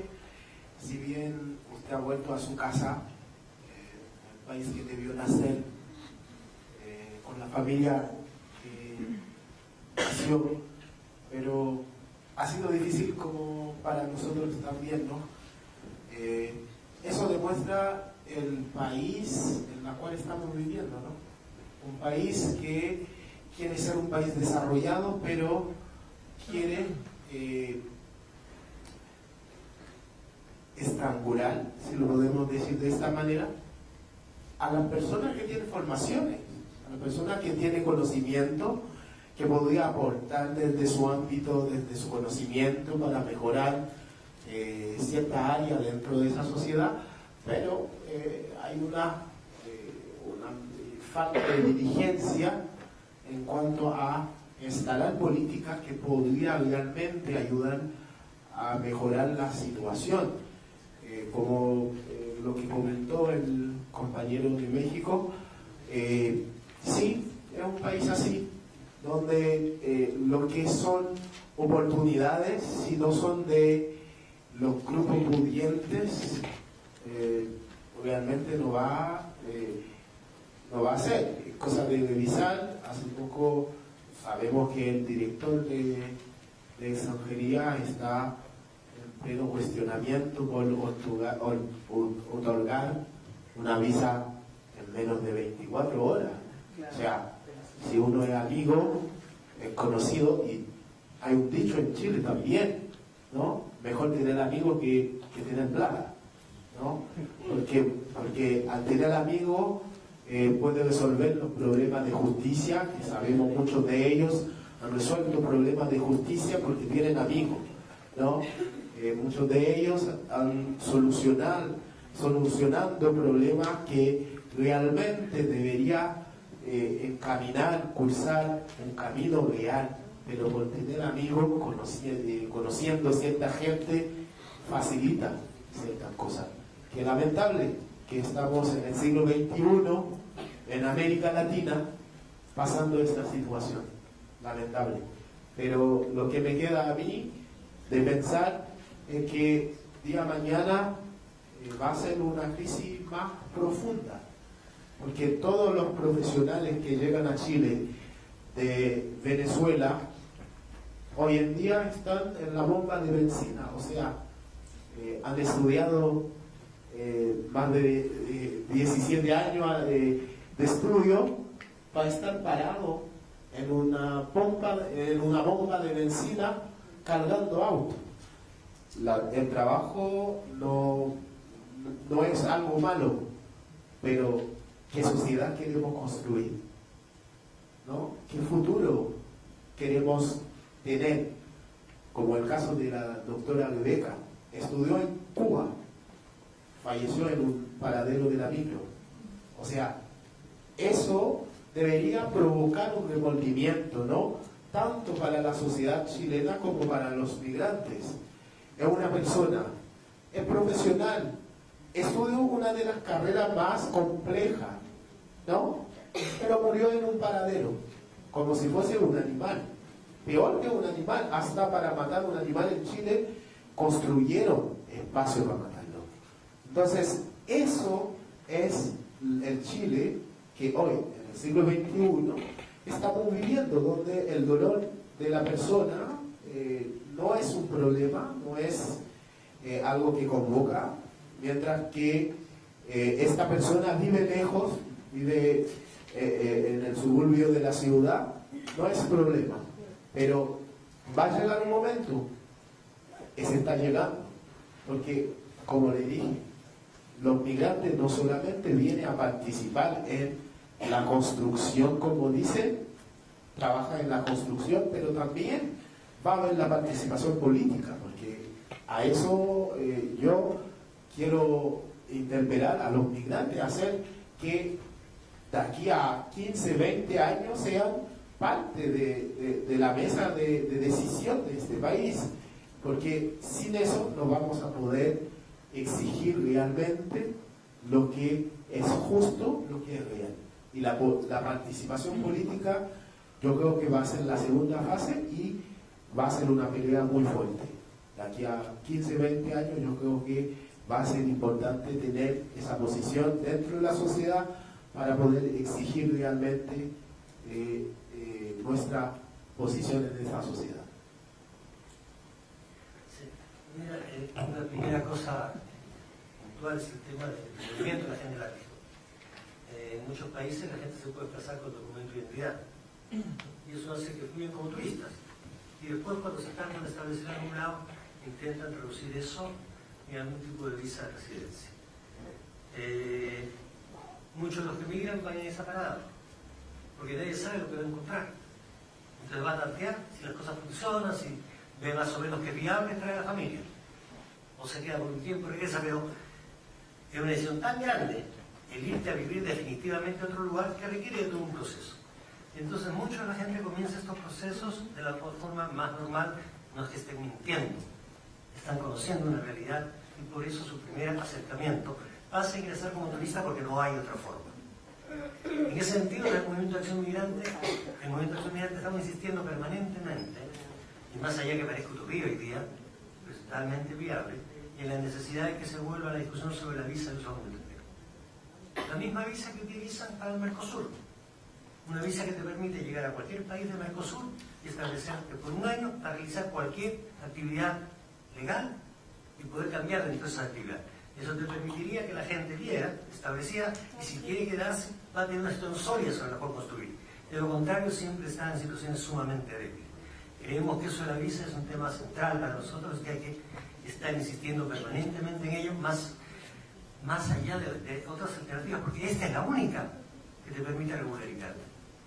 Porque lo que nosotros tenemos que buscar con las políticas públicas en este plano es que la gente sea regular, y si cae en irregularidad tenga un proceso para regularizarse, y no al contrario cerrar las puertas para que no pueda regularizarse. Eso por un lado en lo que se refiere al movimiento en general humano en la región. Y el otro tema que se planteaba ahí era el tema del racismo. Chile se ha presentado siempre como un país no racista. Yo creo que cualquier estudio que hagamos, por lo que queramos verlo, toda la región es racista. Desde la colonia nos constituimos como sociedades racistas. ¿Se acuerdan ustedes de las discusiones de los curas en torno a si los pueblos originarios tenían alma o no tenían alma? Porque si no tenían alma se les podía tratar como animales. Se les podía explotar, se les podía encadenar, se les podía hacer esclavos. Entonces siempre el color de la piel y el origen fue un elemento que le permitía ir diferenciando a la sociedad para poder maltratar a aquellos sectores que se quería explotar mayormente. En el caso de Chile hubo todo un proceso de blanqueamiento de la sociedad, hubo población negra y se ha mantenido.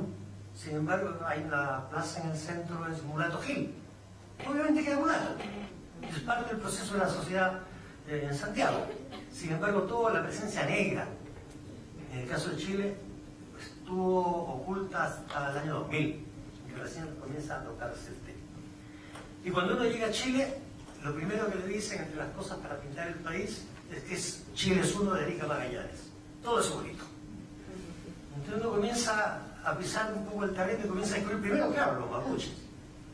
Es un tema súper evidente, pero si uno comienza a viajar por el país, y yo por trabajo he tenido que viajar bastante, comienza a notar las diferencias entre la gente de aquí, de Iquique, Antofagasta, Concepción. No son iguales. Tienen la misma diferencia que tenemos los demás países de la región. Entonces, ¿qué es lo que se ha pretendido el Estado permanentemente? Establecer un modelo, un gen chileno, rubio, alto, de ojos celestes, que no existe, pero es lo que te plantean. Y la gente se mira, en muchos casos, a sí mismo.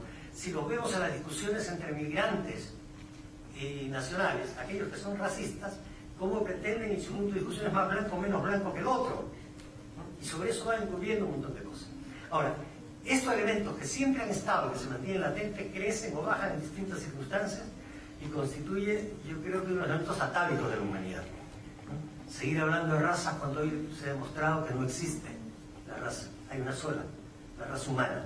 Y eso demostrado por los científicos que no son precisamente los más progresistas, los que trabajan sobre genética, ¿no? Con el estudio del gen peruano, gen humano. Y el otro tema es que nos olvidamos siempre, y claro que yo ya tenía la pereza, el otro tema es que si cualquier estudio de historia nos lleva a que el origen de la humanidad es en África. Las primeras poblaciones grandes humanas son allá, y de ahí se van esparciendo. Ustedes pueden ver en cualquier cosa cómo han llegado para todos lados. Este tema de los racismos, de las razas, es no más que un elemento que ayuda a la discriminación, a la imposición de un sector sobre otro, ¿no? Y a que queden tratando de relegar a algunos sectores de la sociedad. En el caso de Chile esto había estado relativamente tranquilo, por decirlo, porque tampoco pasaba tan tranquilo con el tema mapuche, como el tema de otros pueblos originarios, pero comienza a explotar con el tema de los migrantes. Es más fácil. Es mucho más fácil identificar un enemigo externo, porque no tiene raíces acá. Si lo golpeas a él, no está golpeando familias, comunidades con presencia en el país. Y puedes cargarle toda la culpa de todo lo que pasa en el país según el momento. Entonces comienzas a fomentar y a desarrollar actitudes racistas y xenófobas a partir de eso. Lo que se hace más evidente en los momentos de crisis. Hoy día que no hay las expectativas de empleo que habían hace 3 años, la gente comienza a decir los migrantes no quitan el empleo. Y ese negro, esos son, porque esos son así, todas las definiciones de ellos. Entonces, esta identificación en torno al color de la piel, en torno a la cultura, que estaba más o menos oculta, comenzó a reaparecer. y reaparece y adquiere fuerza, y nos espantamos un poquito, pero es lo que siempre digo, ese 10%, 12%, por ahí 8%, no sé, de gente que tiene una posición claramente racista y que suscribe las propuestas de, ¿cómo se llama el candidato que hablaba el otro día? Felipe no, Juan Carlos, en que plantea todo, José, planteamos todo, plantea todo un modelo racista en general la cosa. Entonces para él la gente no es igual según el color de la piel. Y eso hace que comiencen a aparecer hoy día campañas que son muy peligrosas. Por lo que alguien señalaba ya anteriormente.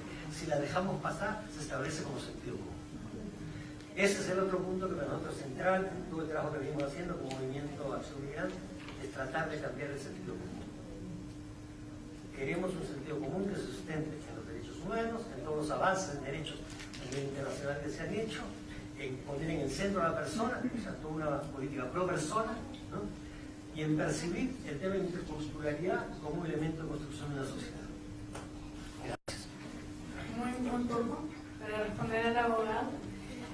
Hay una organización que está viendo el tema específico de la convalidación de estudios que se llama El Paciente Inglés, que está presionando para que se acelere el proceso, que está presionando para que se incluyan más tratados con los países, que creo que es muy bueno. Y porque se han dado cuenta que es un problema para los migrantes que están llegando con títulos profesionales, no solo de Venezuela, sino también de Haití y de otros países que no han firmado convenio con Chile, para la convalidación de estudios y para que ellos puedan ejercer su carrera acá. Ahora, el siguiente problema que pasa es que cuando ya los convalidan, ¿no?, encontrar un trabajo en una empresa acá. Lamentablemente, lo que los estudios han sacado es que en el caso, por ejemplo, de las mujeres que llegan acá con más altos estudios que las mujeres tienen a nivel nacional acá, se produce una segmentación laboral donde las mujeres estamos, aunque somos profesionales y todos estamos ocupando trabajos que las mujeres nacionales dejaron de ocupar hace mucho tiempo, como trabajos domésticos, por ejemplo, cuidar a ancianos, cuidar a niños y todo eso que pasó con las mujeres peruanas en un comienzo. Y no nos están aceptando, digamos, en los trabajos, en las carreras que estudiamos. Entonces, esa es una de las cosas que se están produciendo, lamentablemente, que podamos luchar en contra de eso, que de hecho desde las organizaciones como Frente Feminista que compone el MAM estamos luchando contra eso y acá por lo que vamos lo decimos, porque la idea acá es que las mujeres por algo estudiamos lo que estudiamos y que queremos ejercer en los trabajos que queremos ejercer. Y lo otro que quería decir en cuanto, claro, sí, como lo que habló Francisco, en cuanto a la Constitución, no es un problema solo de Chile el tema del racismo, probablemente es de todos los países de la región. Así, yo vengo de Bolivia y en Bolivia el tema era bastante fuerte, hace un montón de tiempo sigue siendo fuerte, ¿no? Es un problema que lo tenemos que tratar como región, pero sí se dan diferencias. Igual Bolivia tiene un 80% que se identifica como indígena, entonces nuestra dinámica es totalmente distinta a la dinámica que puede haber en Chile, donde además los ministerios y los gobiernos durante mucho tiempo dejaron el tema indígena y, o sea, ni hablar del tema de la población afrochilena. Entonces, ¿cómo han crecido los niños acá? Como les dije que fue mi experiencia crecer con los niños acá piensan que ser chileno es ser sinónimo de blanco. Y lo que a mí me impresionaba era cómo no podían detectar, porque recién ahora con la migración se está hablando del tema del racismo. Antes se negaba que existía racismo en las discusiones con mis compañeros. Para ellos no existía el racismo, existía el clasismo. Pero era una locura cuando empezaban a surgir estos movimientos como de tribus urbanas, ¿no? Y estaba esto de las perolais. ¿Y qué tú tenías que hacer para ser perolais? Tenías que ser rubia, tenías que ser alta, tenías que ser flaca, que todo eso como corresponde a la belleza eurocéntrica. Y aparte, claro, obviamente tenías que ser del sector alto. Pero al parecer eso no era racismo para nada, ¿no? Eso era solo clasismo. Entonces, como que, claro, ahí hay que ir ahondando y viendo cosas que se dejaron de pasar por alto mucho tiempo y que ahora se supone que están haciendo por la migración, pero es totalmente falso, siempre hubieron. Muchas gracias, Andrea, muchas gracias a todos los expositores. También agradecerles a todos ustedes la presencia y al Museo y a la Universidad Academia de Humanismo Cristiano este espacio de reflexión donde podemos desmitificar algunas cosas. Gracias.